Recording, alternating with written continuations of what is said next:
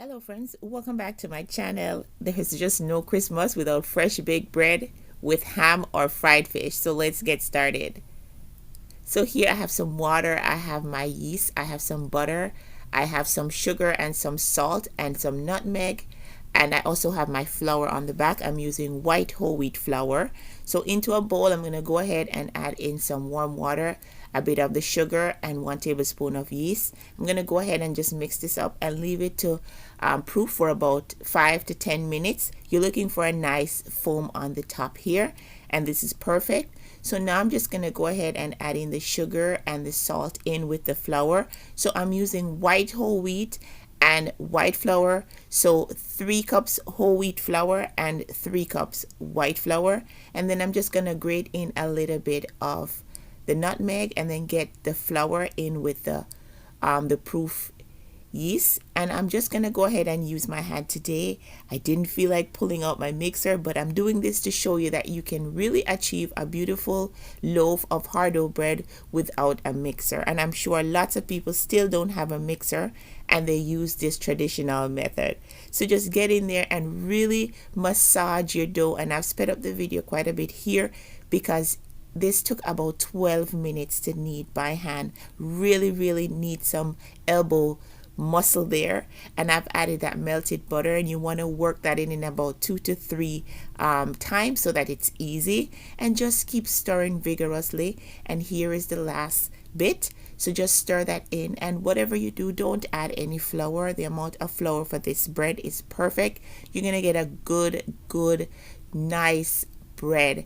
So here we are. I've taken it out of the bowl, and I'm just gonna work it on the surface here for a little bit just to get it nice and smooth as much as I can. If you have someone in the house to help you, let them help you. So now it's ready. Let's go ahead and proof the bread. So I've added a little bit of oil to the bowl, and I'm just turning the bread over in it so that all of the parts are covered in that oil, and that helps not to form a skin on the dough itself. So just go ahead and cover it with some cling wrap or a clean towel, and set this in a nice warm place in your home. Where I'm at is not so warm now, but we're gonna go ahead and find a nice cozy spot. I'll cover it over as well with some kitchen towel just to create a nice warm atmosphere for this bread, and it'll double in size probably about an hour or so depending on the temperature of your home, like I said. Alright, so this is the pan that I'm using. It is a 12 by 9 inch loaf pan. This comes with a cover, but I won't use the cover. So I saved a little bit of the butter on the paper here, so it makes it easy for me to go ahead and butter this baking pan. Now you can use 2 9 by 4 baking pans if you didn't have this large one that I have here, and that would be perfect too. Get some flour in there and try to get it coated all over the pan, and this helps so that your bread doesn't stick and can easily slide out of the pan when it's baked. So just go ahead and tap it, and then throw away the excess. So here we are. It's been about an hour and 5 minutes, and the dough has doubled in size. So just get in there and punch the ear out. You've made bread with me a lot of times already, so you probably know the process if you watched this part. And you saw how easy it is to create your own bread at home.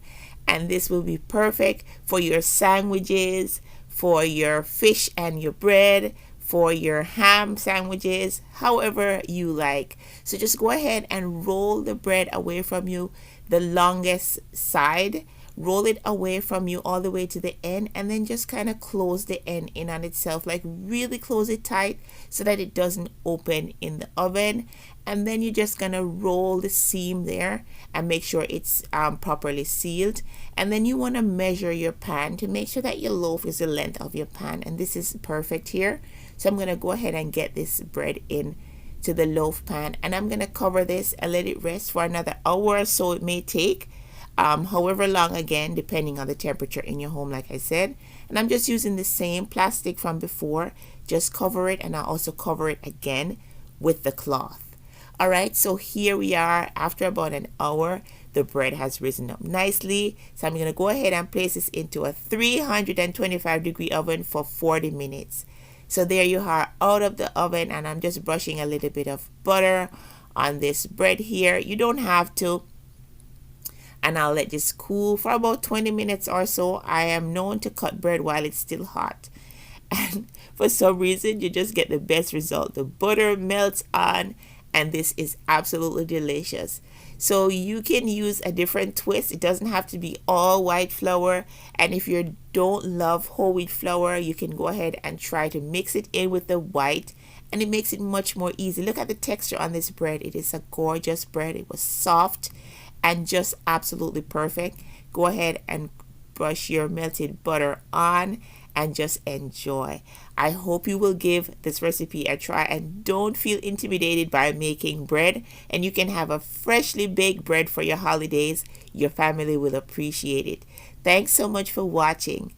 I hope you subscribe before you go, and to my regular watchers, thank you, and I'll see you on the next one. Bye.